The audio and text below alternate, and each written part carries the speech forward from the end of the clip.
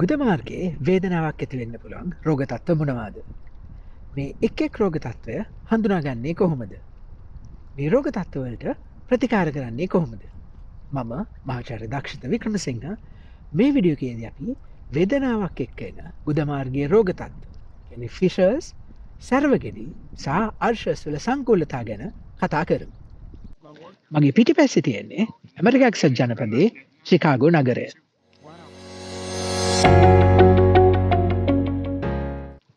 ගුද මාර්ගයේ වේදනාවක් කියලා කියනකොට ගොඩක් අයට හිතෙන්නේ ඒක ෆිෂර් එකක් කියලා.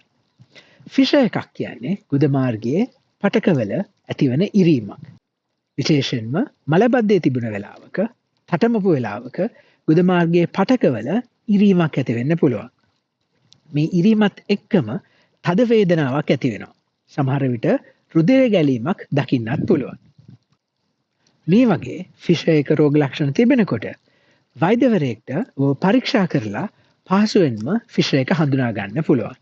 ෆිෂර් එකක් සඳහා වැඩිදුර පරීක්ෂණ කිරීමට අවශ්‍ය වෙන්නේ නැහැ. ෆිෂර් එකක් හඳුනාගත්තට පස්සේ ඒට ප්‍රතිකාර කරන්න මුලින්ම කරන්න ඕනේ මලබද්ධය වළක්වන එක.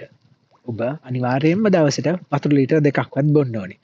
එළවලු පළතුරු කොළ ජාතිත් වැඩි කරන්න ඕනේ. ඊට අමතරව වෛද්‍යවරයා මලබද්ධය අඩු කිරීමට ඔබට ඖෂධ ලබා දෙනු ඇති. ෆිෂර් එකේ වේදනාවටත් ඔබට ආලේප කරන්න ඖෂධ සහ වේදනානාශක ඖෂධ ලබා දෙනු ඇති.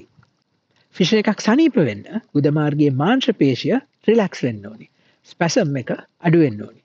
මේ සඳහා ඔබට එහි ආලේප කරන්න ඩීල්ටිඑස්එම් වගේ ඖෂධයක් වෛද්‍යවරයා ලබා දෙන්න පුළුවන්. මේ ඖෂධත් එක්ක සාමාන්‍යයෙන් 80%ක විතර ෆිෂර්ස් සනීප වෙනවා. ශල්‍ය කර්මයකට හෝ බෝටොක්ස් වගේ ප්‍රතිකාරයක් අවශ්‍ය වෙන්නේ නැහැ. ඔබට ෆිෂර් ගැන වැඩිදුර විස්තර දැනගන්න අවශ්‍ය නම්, එහෙමත් නැත්නම් ෆිෂර්ස් වලට දෙන ඖෂධ ගැන දැනගන්න අවශ්‍ය නම් මගේ ඒ ගැන කරපු වීඩියෝස් නරඹන්න පුළුවන්.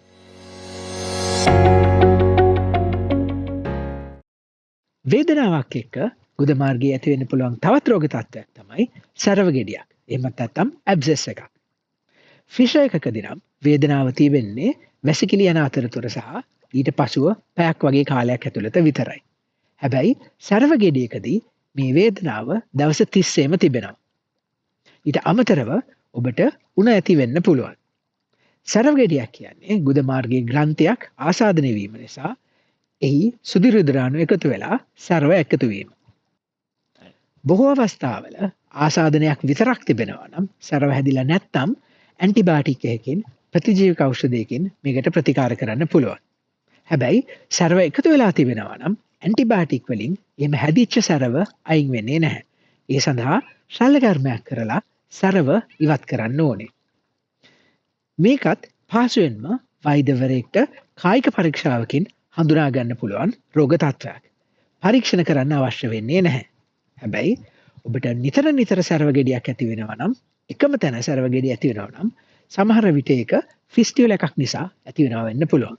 මේ වගේ අවස්ථාවක MRI පරීක්ෂණයක් නිර්දේශ කරන්න පුළුවන්. ගුද මාර්ගයේ වේදනාවක් එක්ක එන්න පුළුවන් තවත් රෝග තත්ත්වයක් තමයි අර්ශස්. බොහෝ අයගේ තිබෙන අර්ශස් වලින් වේදනාවක් ඇති වෙන්නේ නැහැ. ඒ කියන්නේ සංකූලතාවයක් ඇති වෙලා නැති අර්ශස් වල වේදනාවක් ඇති වෙන්නේ නැහැ. හැබැයි අර්ශස් එළියට ඇවිල්ලා ගුද මාර්ගෙන් පිටත හිර වෙලා තිබෙනවා නම්, එහෙමත් නැත්නම් අර්ශස් ගෙඩියේ ලේ කැටියක් ඇති වෙලා තිබෙනවා නම් මේ වගේ අවස්ථාවක වේදනාවක් ඇති වෙන්න පුළුවන්. මේකත් කායික පරීක්ෂාවකින් පහසුවෙන්ම හඳුනා ගන්න පුළුවන් රෝගී තත්ත්වයක්.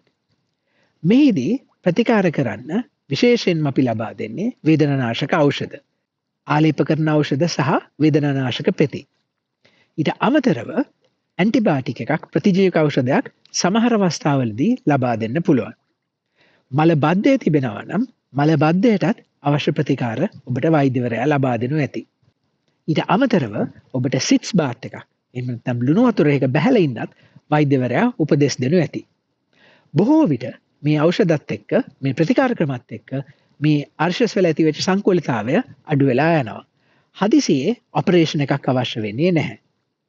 මෙහෙම ප්‍රතිකාර වලට අඩු වෙන්නේ නැත්නම්, එහෙම නැත්නම් කාලයක් තිස්සේ මේ ප්‍රශ්නය තිබෙනවා නම් ඔබට ශල්‍ය කර්මයකින් අර්ශස් ඉවත් කරන්න වෙන්න පුළුවන්.